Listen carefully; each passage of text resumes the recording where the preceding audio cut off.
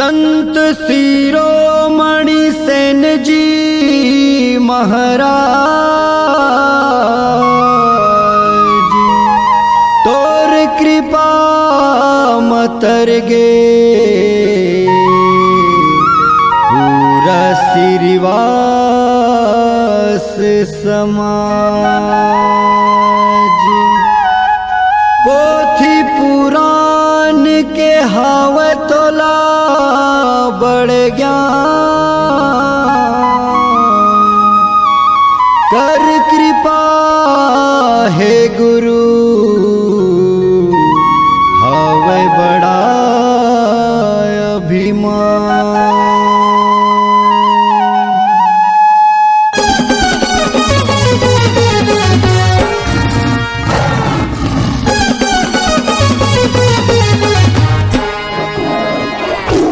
बघवा एते बघवा श्रीवा समाज बघवा, बघवा हाजी बघवा श्रीवास मन है बघवा। श्रीवा समाज हावर संगी मन के बड़े बघवा, श्रीवा समाज हावर संगी मन के बड़े बघवा। न्याय के संग में न्याय बैरी मन देख लुकाय, न्याय के संग में न्याय बैरी मन देख लुकाय। मन के सोच दहाड़ता चंदा ग्रहण लग जाए, यदि सूरज श्रीवास हावर संगी मन के बड़े बघवा। श्रीवा समाज हावर संगी मन के बड़े बघवा।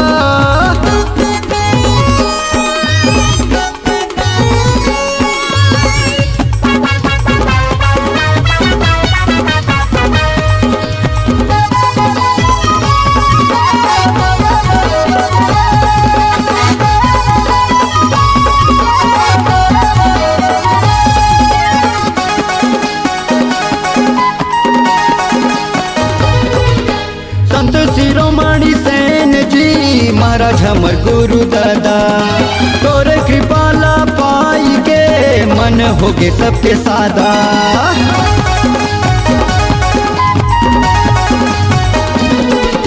पोथी पुराण ग्रंथ के हावे संगी बड़े ज्ञानी, तोरे आशीर्वाद पाई के श्रीवास होगे भागमानी। तोरे आशीर्वाद पाई के श्रीवास होगे भागमानी। बघवा एते बघवा श्रीवा समाज बघवा, बघवा हाजी बघवा श्रीवास मन है बघवा। श्रीवा समाज हावर संगी मन के बड़े बघवा, श्रीवा समाज हावर संगी मन के बड़े बघवा।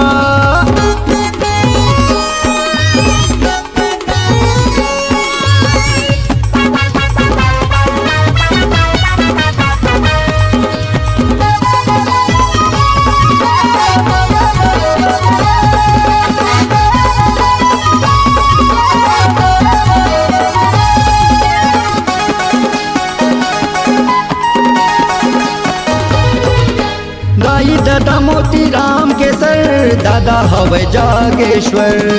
नानी नाना पुह ग्राम सुहागा, रक्षा करे मोर महेश्वर।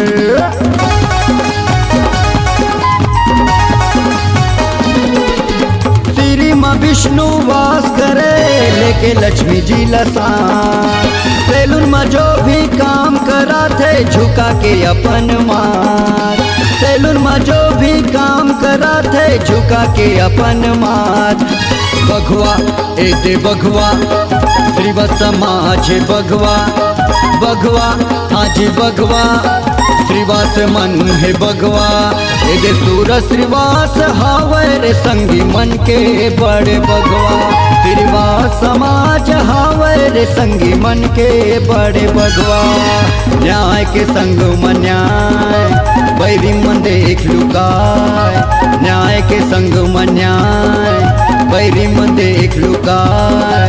मन के सोच दहाड़ता चंदा ग्रहण लग जाए, मन के सोच दहाड़ता चंदा ग्रहण लग जाए। दे सूरज श्रीवास हावे रे संगी मन के बड़े बगवा दे सूरज श्रीवास हावे रे संगी मन के बड़े बगवा हाँ मन के बड़े बगवा हाँ जी मन के बड़े बगवा हाँ जी मन के बड़े बगवा दे मन के बड़े बगवा।